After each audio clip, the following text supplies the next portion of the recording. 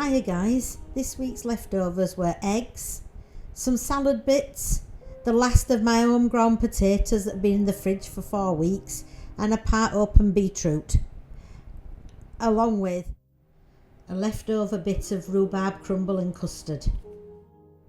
I thought this would be a good time to talk about eggs, and hopefully for some of you this might be helpful. It's very confusing as to whether an egg is fresh or not, especially if, like me, you buy them on trays, fresh from the farm.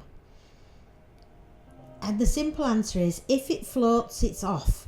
If it doesn't float, it's not.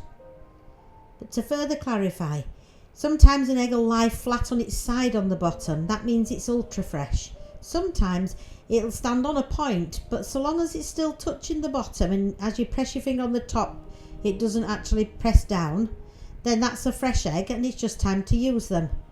But remember this, if it floats, it's gone. Always crack each egg individually into a cup or a dish or a bowl.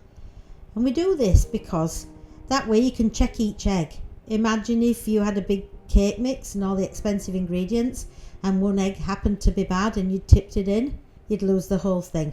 This way you can control them and it's a double check. And there we have it, a bowl full of lovely golden eggs. I know that this dish that I'm going to use for the quiche holds about 7 or 8 large eggs, but you'll get used to whichever dish you're using and judge for yourself how many eggs you need. You soon learn. And it's practice at judging by eye, which is an essential skill in cooking. I've popped a little bit of olive oil in the Pyrex dish, and the potatoes had been washed and dried before I'd put them into the salad crisper, so they were able to go straight in. And now I'm preparing the beetroot. People worry about beetroot staying in their hands and they'll be walking around red-handed for weeks, but it's not my experience. Yes, you do get some on your hands at the time, but it soon washes off, and I think by the end of this video you'll see my hands have already sort of come clean. So it's not such the issue to worry about as you might think. If you're not familiar with using fresh beetroot, I understand it can be quite daunting. It certainly was for me before I used it.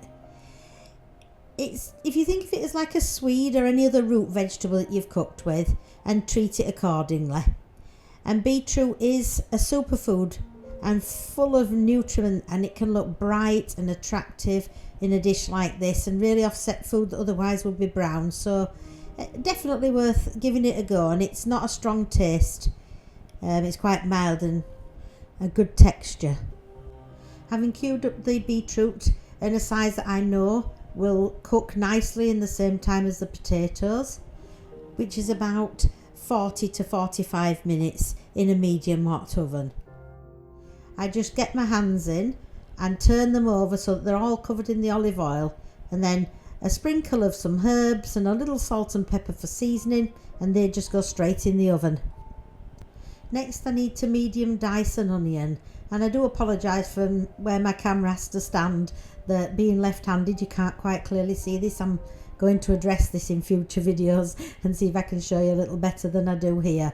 But basically you want to just peel it and then just chop it into sort of medium-sized bits, because they're going in the quiche where they'll cook down and dissolve anyway, so you don't need to worry about achieving a perfectly symmetrical matching dice. Next is onto the pastry. Now I've never used ready-made pastry, but when you get 3 packs for £1, you think it's quite a no-brainer. Let's see how it goes and a good chance to try it out.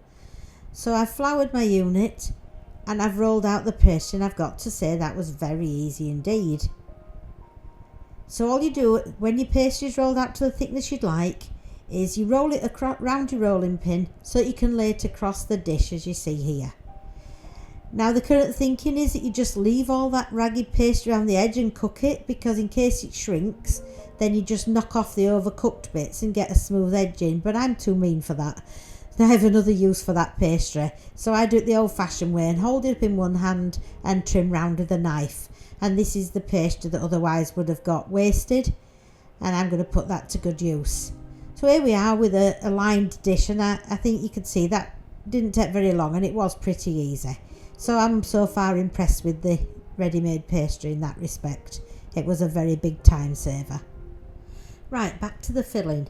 I'm just mixing up the onion that we tipped in earlier and a quick mix round. And then I've got, in my case, a block of vegan cheese. You can obviously use whichever cheese you want and have available.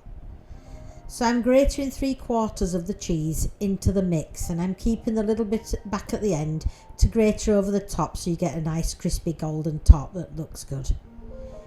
So just basically mix it together and it's ready to be poured straight into the pastry case. And it's at this stage, when you're adding the cheese to the mix, that you could add other things if you wish, such as mushrooms, chopped up tomatoes, bits of bacon, whatever it is that you're looking to use up. Next we just grate the remaining little piece of cheese that we saved earlier over the whole surface of the quiche, and this will give it a lovely golden appearance when it's cooked. I have here my bunch of spring onions looking rather sorry for themselves and they need using up. And sometimes you think, oh, they're gone, they look beyond use, but they're not at all. If you peel back one layer, you'll find underneath it's just as fresh as any new bunch. Once trimmed at the tops, you can chop off with scissors little tiny rings, as you see here. Centre shelf in the oven about 45 minutes, I find, in a medium hot oven. The mixture will rise up in the middle quite dramatically, but the way you'll know it's cooked is if you pop your finger on the top in the centre and it's firm and doesn't give way under your touch, then it's cooked. Just keep your eye on it and use your judgment. While that's all cooking, I've turned my attention to this bit of leftover rhubarb crumble and custard. I grew this rhubarb, so I'm loath to waste it. I don't like waste, as you know. So I thought, there's 3 tiny puds here. Now, some puds, they look glamorous, and some puds, they taste glamorous. And this is definitely one that tastes glamorous. So what I've done is, as you can see, the bit of custard left over was put in the bowl alongside the crumble for me to intend to use it up one day, just warm it and use it up. But I thought, there's 3 tiny little midweek puds available here. So I'm separating into bowls the custard, the crumble, and thus leaving the rhubarb behind in this bowl. And what I'm going to do with it is mix up the rhubarb mix, because there will be a tiny bit of custard and a tiny bit of crumble in there. But that's okay, because it all went to make this lovely creamy sweet rhubarb mixture that I judged by eye, I have to admit, that made 3 of these little ramekin desserts. And judging by eye is just something that comes with time, and you just find yourself naturally doing this. So having popped this mixture in the ramekins, I just sort of push it down into shape,